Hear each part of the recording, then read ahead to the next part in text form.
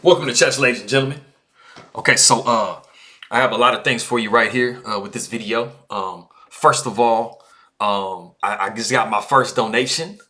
So for my guy, Von Peter Navatar in the Philippines, I say salamat to you.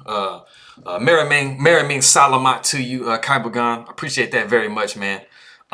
It's a big thing. I mean, I've been doing this for a couple of months. You know, it's the first time I've gotten anything. You know, I've been working this whole time to try to get to, you know, my 1,000 subscribers, and get all my watch time together, which I thoroughly passed the watch time so I can start, you know, getting some money from YouTube. But, you know, it's just, there's so many different ways you can possibly try to make some revenue. I haven't tapped into any of that stuff yet, but, I can actually say I'm a YouTuber. I mean, I could say I'm a YouTuber before, but, you know, it's the first time I actually got anything for doing it. So that's very much appreciated.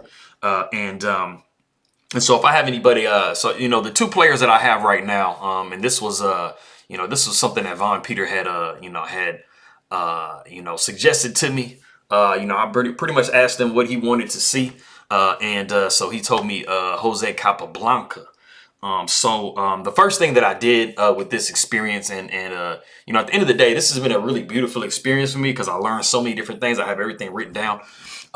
You know, it's rare that I actually get to, you know, experience everything I experienced just getting this video together. And it took me actually a few hours. The first thing was I wanted to, you know, I always try to get the best quality pictures for, you know, the games and stuff that I show. It's a lot harder the further back you go, because especially when you go, you know, into, you know, let's say pre-1980s, you know, those 70s and 60s pictures, you know, a lot of them are black and white. So I didn't really have a lot of optimism when I was looking up a you know, when I was looking up a 1920s or 19-teens game. So I just went and typed in Capablanca color, and I was able to come up with this picture here. And it's really, really small here. You saw it in the thumbnail, but I'm just going to go ahead and let you guys see the exact picture. This is its picture. This is the picture in its full size, and it is colorized.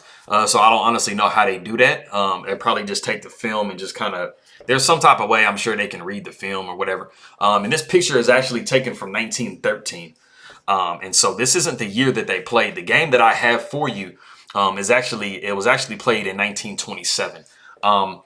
Another thing that happened, I wanted to try to get a game that had not been covered before, and I honestly don't know if it has never been covered before, but I do know that Agadmator did not cover this specific game. He covered, I believe, 3 or 4 different games, so that took a long time right there. The good thing about Agadmator is he's just like me. You know, he meticulously chronologies, you know, he meticulously like goes through and puts every detail and everything. So he has playlists for every player he's done. He has the years. He has different tournament playlists. So it's like basically everything that I do, you know, so we're pretty much the same in that. In this journey, I actually came across a really old Agadmator video. And I think it was one of his first videos that he made. And so I actually have that here for you here. And so this is one of his first videos. And as you can see, a lot of you guys that watch Agadmator, you know, he's been on the scene for a long time. You know, so, you know, probably a lot of people have come across him in the past year or two. And so not a lot of people have probably seen these old videos. But as you guys can see, there's not a lot of information on the screen. You know, it's just kind of funny looking at it because everybody's so used to, you know, the decked out, you know, thing. And the funny thing about it is, you know, people are going to do that same thing to me. You know, at some point in the future, you know, when I kind of get a little bit bigger, you know, they're going to be like, man, what did Kelvin's old stuff used to look like? So they're going to go through my little like stupid looking playthroughs, and they're just going to look at the most boring setup that you ever seen. And it's just going to be my voice. It's going to be like some archive footage or whatever. So anyway, hiding that. And that's something else that I was able to figure out because, you know, my knowledge of hiding or displaying a certain picture in this layout basically means you have to move it up and down. That was all I ever thought about. But there's actually a little eye next to the picture. And so it allows you to just do this with it. And I learned that. That's cool. Yeah, I talked a lot right now, so forgive me. But I think that anybody that's coming and watching this video is a true chess nerd like me. And I honestly don't really feel like I'm going to get a lot of views on this video anyway. It was kind of just like a personal request video. So yeah, like I said, I think anybody that comes across this video, especially for them to click on that thumbnail, they're just a diehard chess fan. And you know, they don't mind me talking a little bit extra. Something I want to specifically say, these players here, you know, these are some real old school players. And I have a lot of respect and admiration for these old time players, you know, these Capablancas and these Morphys and stuff like that, because at the end of the day, I want to show you my oldest chess book that I have. And this is the Chess Player's Handbook, and it was written by Howard Staunton, originally published in 1847. And the crazy thing is, they've been making chess books hundreds of years before that. So one of the oldest chess literatures is a late 1400s work. And I believe it's Damiano, if I'm not mistaken. But so basically, when you're talking about these chess players, one of the major things about it is they are playing and they're understanding and they're going based off of stuff like this, because, you know, this is back in the 20s. So this game, like I said, is 1927. They do not have chess computers until about the early 2000s. So roughly about 20 years ago. That's when they first really started coming out with commercially available computers for people to actually start learning opening theory on. But they did not have databases. So they did not have like website databases that showed, you know, these are the different lines of play. So you really kind of just were guessing. And so when you had those old school chess players, even up until, you know, Kasparov and Karpov matches and stuff like that, you had a situation where, you know, guys were just having to go off of what they thought had been played before and try to find something new. So like I said, I have a lot of respect and love for these players. So even though I might have my little criticism, what you have to understand is I am actually able to sit here at my computer with the current chess engine that is capable of beating any player that can ever, you know, play the game right now. So we're talking about Magnus Carlsen, Hikaru Nakamura, Wesley So, anybody. No human being is, and it's been that way since the late 90s. No human being has been capable of beating chess computers. It's just not possible now. Our human mind is limited. Yep, got that. Yep, bam. Okay, cool. So that is that. And as always, at the end of the video, I have those chess puzzles for you. And as always, if you haven't subscribed yet, please do. I'm at 678 subscribers right now. So I need a little bit more than 300 to get my 1,000. Like I said, I apologize for talking so much, but there was a lot that I went through in the process of getting this game together. And like I said, a lot of it had to do with I was trying to make sure that I did a video that Agadmator did not do himself. And going back again, since I did this for Agadmator, that means that at some point in the future, Agadmator, you need to put me on your video. So we'll see when that happens. Let's hide that. Bam. All right, cool. So if you guys are ready, I know you guys have to be ready because I talked for 8 minutes. You guys got to be ready. Let's go ahead and take a look at this game and see what we got. All right, so we have D4. We have knight to F6.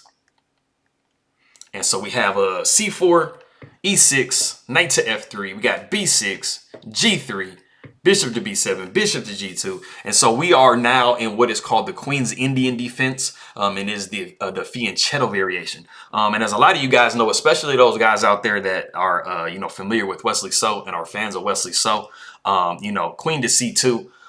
You know, this should look familiar to you because it's very similar to like a Catalan type of structure because you have the king side Fianchetto and then you have the queen, you know, possibly coming to C2. Now the queen, I don't remember if it goes to C2 in this game until I get there. But as you guys can see, like I said, I mean, you know, queen to C2 would give you a very similar Catalan type of setup. So going forward, we have C5, we have D5, we have pawn takes D5, knight to H4. And so, you know, of course, that's pinning the pawn down because we don't want to just go ahead and take here because this bishop is going to take the bishop and take the rook. So we don't want to do that. So we have G6, we have knight to C3, we have bishop to G7, we have castles for white, castles for black, and then we have bishop to F4. And now the final thing that I'm going to tell you guys about as far as my journey was concerned is bishop to F4 as of 1927 is a novelty. This is the first time that this move has ever been played. And one of the things that happened with me when I was looking up these games is Whenever you're looking at a game that's played today, you're basically looking at the position and comparing it to the database of games that you have that were played in the past. So you have the ability to know if you have a novelty that's played as of today in any live game that's happening right now. So the problem that I encountered when I first started looking up these games right here were not only did Agadmator do the video already, and then also if like, how am I supposed to try to figure out what was a novelty as of 1927? So it took me some work. I was able to actually figure it out based on the actual opening, and it keeps things in numerical order, chronological order by year. So after about 10-15 minutes of digging, I was able to figure out how to do that. And so I really appreciate the suggestion for this game because I was able to learn some new things, and then that's just going to make things a lot better. I've grown some. It's going to make it a lot better for me to be able to present games in the future, and the process will be a lot quicker. So Von Peter, I appreciate that a lot. Salamat. So going forward, we have D6. We have pawn takes D5. We have knight to H5. We have bishop back to D2. We got knight to D7. We have F4. And we have A6. So bishop to F3. Just attacking that knight over there on the rim. Because as you can see, both players have their knight on the rim. So both players have the knight on the rim, and it's grim. So it's gonna be more grim for one player over the other, as you'll see. So we have knight H to F6. We have A4, and we have C4.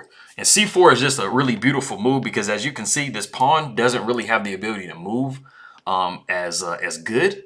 And also, it's creating, as you'll see later, it's creating an outpost on these two squares for possible knights. And that'll become relevant a lot later. Now, something else that was possible that might have been slightly stronger would have been going B5. Because then after A takes B5, A takes B5, you would have rook takes A8, and then the bishop would take, and then you have knight. Knight would take B5, and then you'd have knight taking D5. And as you can see, the pawn count is equal, but these two hanging pawns are a lot stronger than this isolated pawn because they can kind of support each other and cause a lot of havoc in the position. So like I said, we do have C4. We have bishop to E3, queen to C7. Now in this position, E4 was probably better. Like if we back up, E4 was probably considerably better just because it does restrict black a lot more than what you see in the game. And so, like I said, we do see bishop to E3, and so we see queen to C7. So we have G4, and we have knight to C5. So as I said before, these knights, are trying to plop down into these squares, and now you have zero ever way to push B3 to try to liberate your queen side here. So we have G5, knight F to D7, and we have F5. And now, just in complete honesty, as much respect as I have for Alexander Alekhine, he knows better than this, or he knew better than this. He has pushed his G pawn and his F pawn, and his king is just gigantically wide open, and that's going to become very relevant here in a minute. So we have rook F to E8, we have bishop to F4. We have bishop to E5, bishop to G4. We have knight to B3. Like I said, we're plopping that knight down in that nice little outpost. And then we're also blockading the B pawn, so it can literally never, ever move. So we have pawn takes F6, H takes F6, and we have rook to B1. So bishop takes C3, pawn takes C3, and we have queen to C5 with check. And like I said before, that's the main problem with opening F4.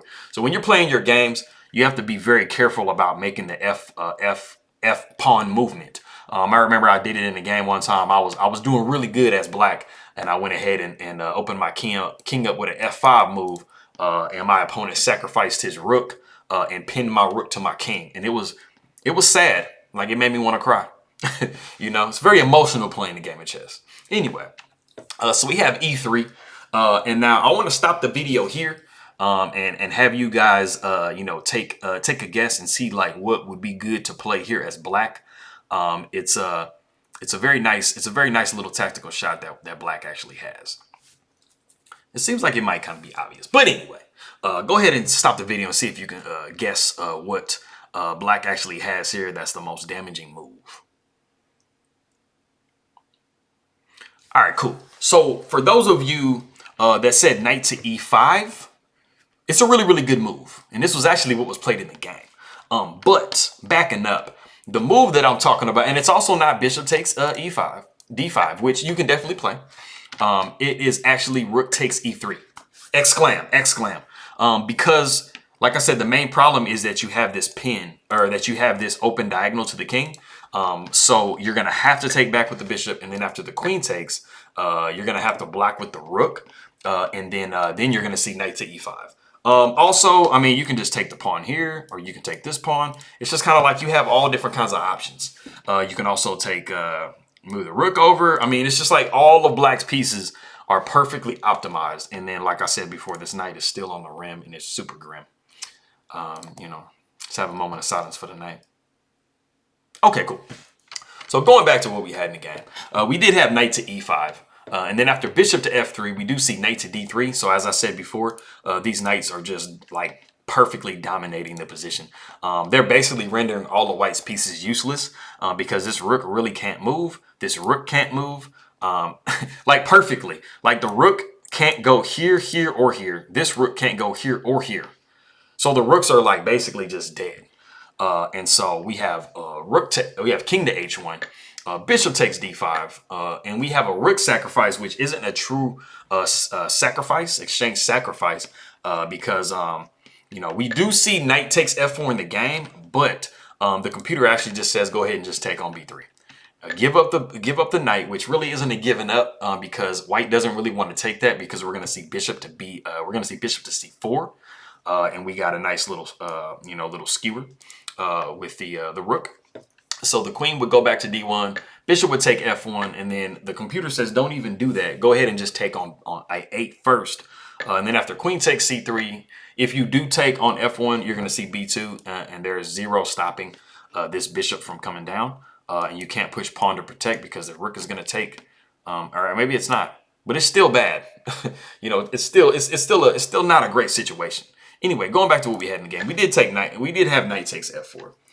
We see rook back to b1, and then now we see rook takes e3.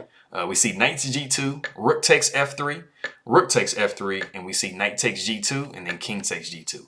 And as you guys can see, we have a nice little pin here on this rook, and we have rook to e8, and it's the most beautiful move because this is a completely open file. And so, yeah. We have king down to f1, and after bishop takes f3, queen takes f3, we have queen takes g5. We have rook to e1, rook takes e1 with check, king takes e1, and we have queen to g1 with check. And I'm going to be completely honest, as much love and respect as I have for Alexander Alekhine, I don't understand why he's still playing this game.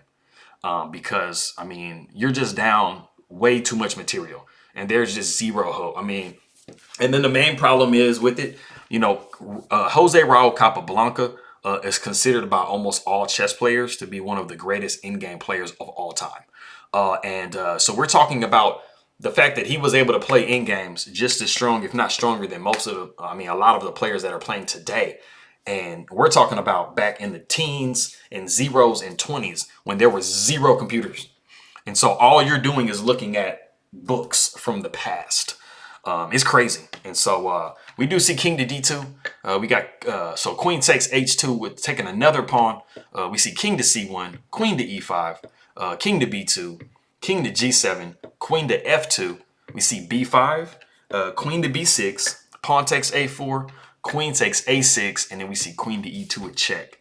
And yeah, it's depressing to actually look at the position right here. I mean, it's like you have 5 pawns as black to 1 pawn by white. It's just it's depressing. But that is the game, and this is when actually Alexander Alekhine actually did resign. And so going to these chess puzzles I have for you, this is one I had for you guys last time, and it is the hard clearance sacrifice. And so we see d3, we got queen takes d3, rook to d8, queen to c3, and so we see f4, trying to knock the bishop away. Create a double attack. So the bishop takes f4. We got queen to g4.